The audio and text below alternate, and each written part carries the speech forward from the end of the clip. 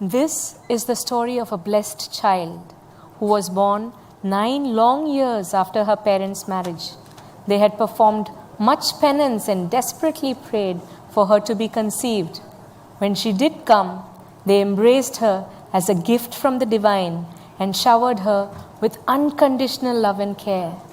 When she was just 3, her father took her through the swimming pool for the first time and dropped her right into the deep. But even as her mother watched in panic, up she came, totally fearlessly, grinning gleefully at the new experience, automatically responding to her parents' efforts to give her the best of everything. She flourished and effortlessly excelled. By the age of 8, she became a state champion in swimming, as well as the youngest member of the Tamil Nadu senior women's cricket team, a record that still stands. She also captained the Tamil Nadu under-19 girls cricket team to its only national level victory in any tournament so far. This is a record that also still stands. Her father's job requirements saw them move almost every year, and during the 12 years of school, she attended 9 different schools in 3 different continents. Completing her schooling in Pennsylvania with highest honors, she found a place in the who's who amongst America's students, an award that is bestowed upon the elite top 2 percentile of American students, an award that virtually guarantees entrance into the country's top Ivy League schools like Princeton, Yale, and Harvard. But she chose to continue her education in India against the trend because her dream was to represent India in cricket. Returning home, she enrolled in an MBA program. For the first time, at the age of 18, she found a place in the women's South Zone cricket squad, and it looked as if her dream of wearing the India jersey would soon be fulfilled. The future was brimming with infinite possibility. Then, on a beautiful afternoon, during a college excursion to Pondicherry, while holding hands and playing in the beach with her girlfriends, she stumbled and fell into thigh-deep water, and she never got up again. This natural swimmer, who had started swimming at the age of 3, broke her neck by diving into 2.5 feet of water without hitting a rock, any hard surface, without a single drop of blood being spilled. She had sustained a serious spinal cord injury that left her paralyzed below the neck. In the span of a split second, her dreams were shattered. Her life, as she knew it, was irretrievably lost. And then,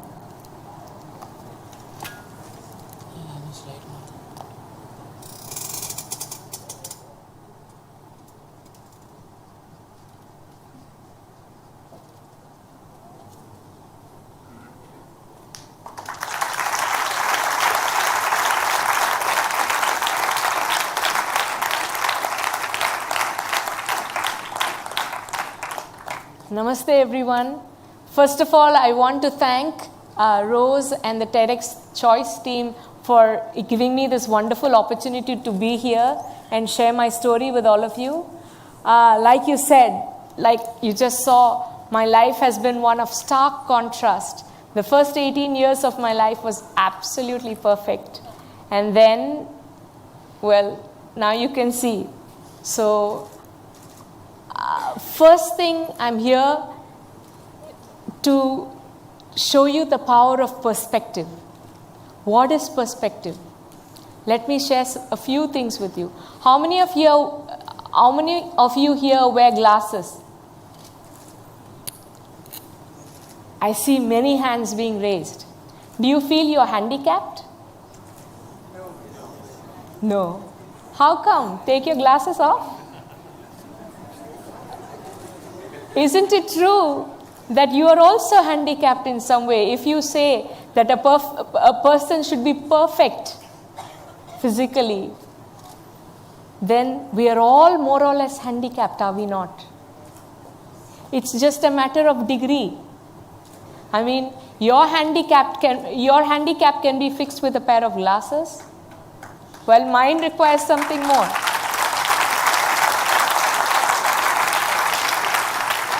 Right? How many of you traveled here in a car? Most of us. How many of you dream of having a BMW or an Audi someday? Many of us, right? The car is an important symbol of status, of success in our society today, is it not?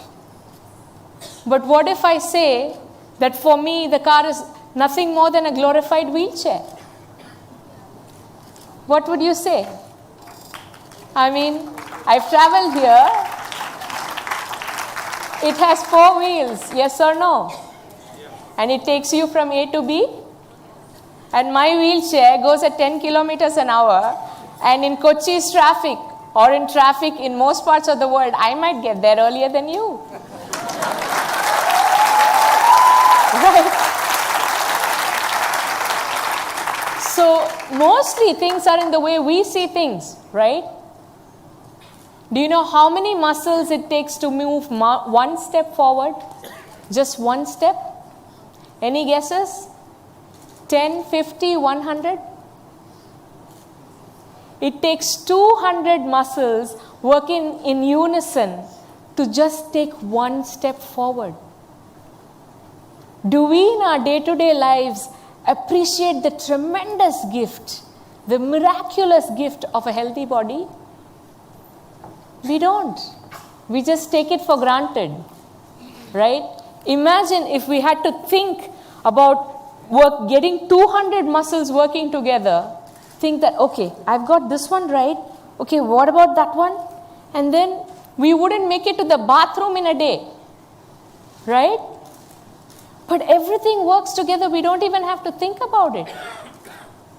So we just take it for granted. And then when we see a person in a wheelchair, what do?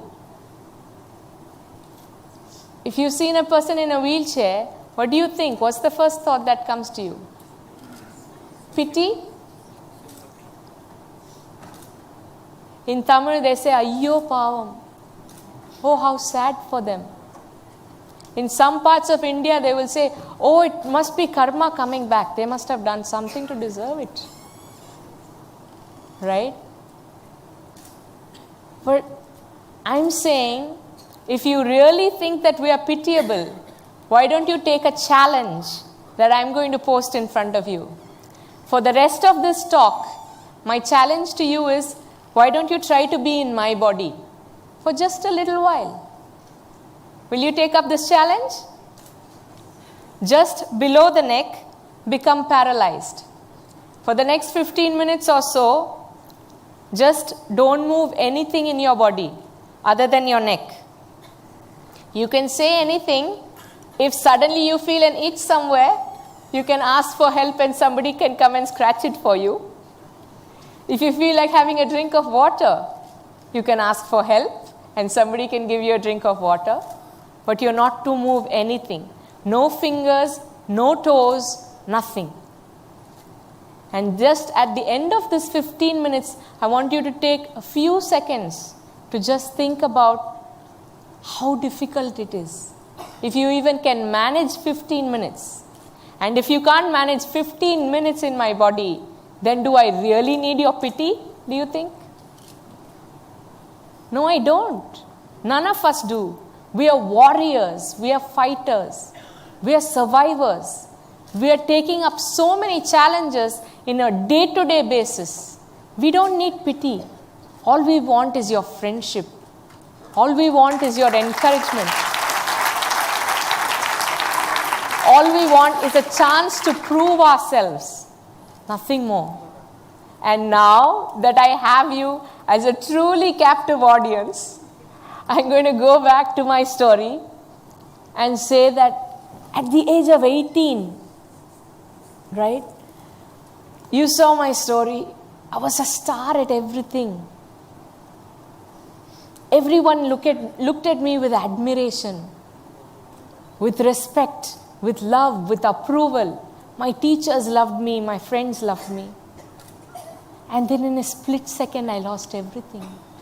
I lost everything that I was. I lost my identity. I was a sports person, a star. And then I was nothing at all. I was nobody. People would either look at me with pity or they would studiously look away. And I was shocked. I didn't understand. I was 18. I was the same champion within, and people were looking at me with pity. I couldn't breathe. I felt invisible. I would get panic attacks when I would be in public. I couldn't understand. I didn't want to live like that. For 2 years after my accident, I refused. I refused completely to come out of the apartment. I said, like the famous phrase, Hakuna Matata. If the world turns its back on you, you turn your back on the world. Right? I didn't want any part of this world that rejects me just because my body might be different. Yes, my body might be different, but I'm not. I'm the same person you approved of 2 days back. So I didn't understand. And then it was my parents' love, their unconditional love, that brought me out of it. It was my father who changed my perspective. He said to me, don't ask why me. Stop asking why me. Ask yourself, why not me? Ask yourself how you can use this opportunity. He told me, this body is going. Everybody's body is going. If not today, then 10 years from today. If not 10 years from today, 50 years from today. But this body is not permanent for anyone. So what if it's gone? Use it as an opportunity. Use it to go within and find that within you that can't be taken away. That can't be taken away by external circumstance. That can't be taken away by people changing. Is there something within me that nobody can take away from me? That was the challenge. And that was the opportunity my father gave me. Today he's not here, but everything I say and do, he lives within me.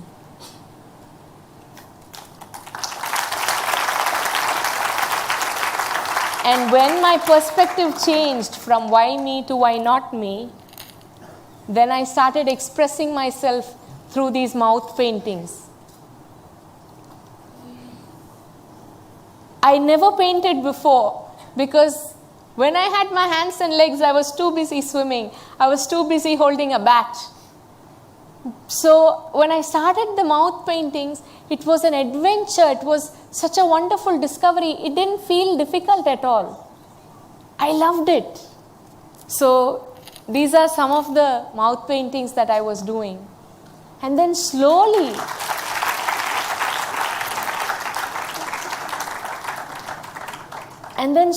what happened is that I started feeling passionate about life again.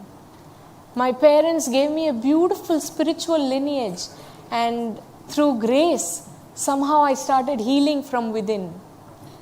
And what happened at that point was that at the age of 57, just overnight, I lost my father to a silent heart attack. 4 days after that, my mother had a heart attack. Suddenly, my life was rocked again. I didn't understand how I could live without them. I still don't. And then things got further worse, you can say, further complicated. What happened was I had 2 near-death experiences of my own. The first time I was gone for 45 seconds. The second time I was gone for 8 minutes. My body went into spasm. The lungs got stuck together. They became like a vacuum. Like that. Sometimes like how plastic bags get stuck together, and the more you try to open them, the more stuck they become. So the more I tried to breathe, the more stuck my lungs were becoming. And I told my mother, "Ma, I'm dying."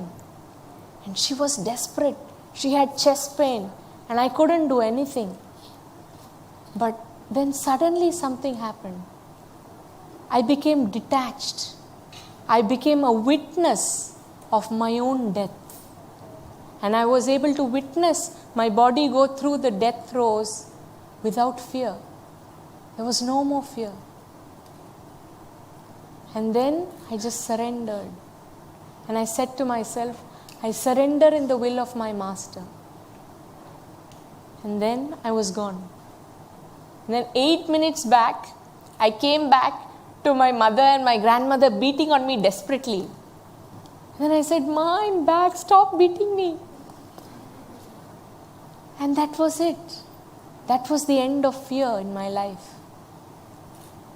You know, I was talking to some friends outside and they were saying the two main things that they are afraid of is public speaking and death. And then I can say now I've conquered both. And when people tell me, "Are you afraid of death?" And I say that, you know what, I've been there, done that. It's not anything.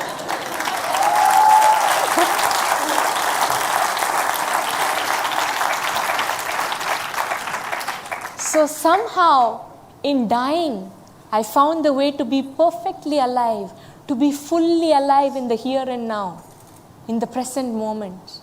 And in losing everything there is to lose, I found that there is no loss at all. I'm the cripple that is whole. And I'm able to be the happiest person in every room I go into. And somehow I get the opportunities to be an inspirational speaker in very, very big companies. And then there are people who are CEOs who sit there and I can't buy a smile from them. I tell them, "Guys, it's free, smile." And then I go to these offices and I'm grinning at everyone and they think, "What's wrong with this?" And I'm saying, why? What are we trying to do with our lives? What is the true meaning of this existence? Is it to just go there and earn money? And is it to go and get married and have 2 kids and have them go to certain school and this and that? If you have 1 house, you go and go after 2 houses. If you have 1 car, go after 2 cars. There's no end to it. And it will never satisfy, it will never be enough, because it will keep needing more and more. Contentment, bliss, happiness can't be found outside. As long as you're looking for happiness outside of you, you'll always be in trouble. Because it will keep changing. The person who approves of you today will throw stones at you tomorrow. So that's what I've learned in this life. I've become totally not identified with this body, totally not invested in any of my actions or the rewards thereof. So today, if you all clap, I'm happy, but I don't take credit for it. And tomorrow, if there's another group of people who throw rotten stones at me or tomatoes at me, I'll do this and I'll go ahead. Because it doesn't matter. I'm happy and nobody can take that away from me.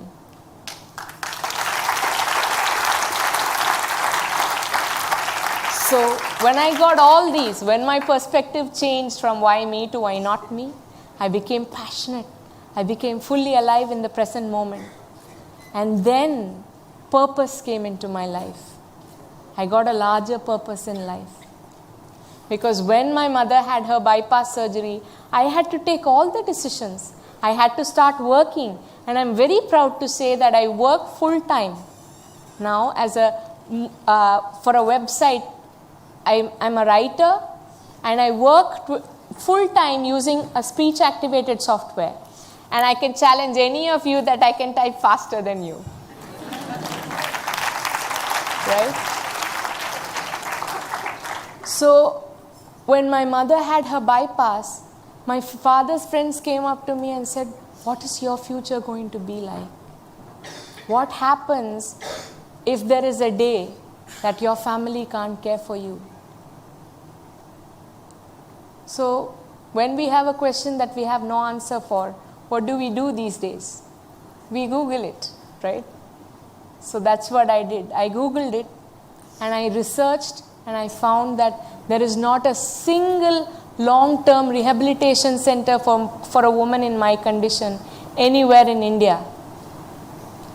We are 1/5 of the world's population and 43% of that is the woman's vote. But should any of us be in this condition and our family can't care for us for any reason, we have two options. We can either commit suicide or we can be abandoned and thrown onto the streets. These are the options we have. And my mother said, you be the change. I have faith in you, you can do it. We will start the rehabilitation center.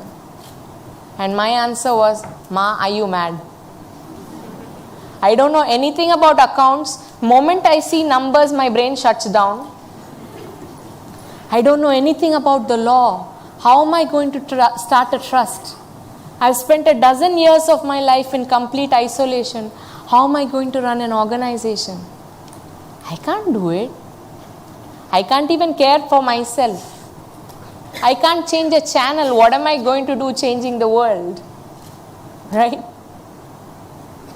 But then what happened after her surgery, when we went back to Tiruvannamalai 3 months later, within a 2-month span of time, 2 paraplegic girls, 2 girls whose upper body worked fine, they were using their hands, they were doing cooking, they were cleaning the house, they were told that you are a shame, you're a burden on us, you don't deserve to live.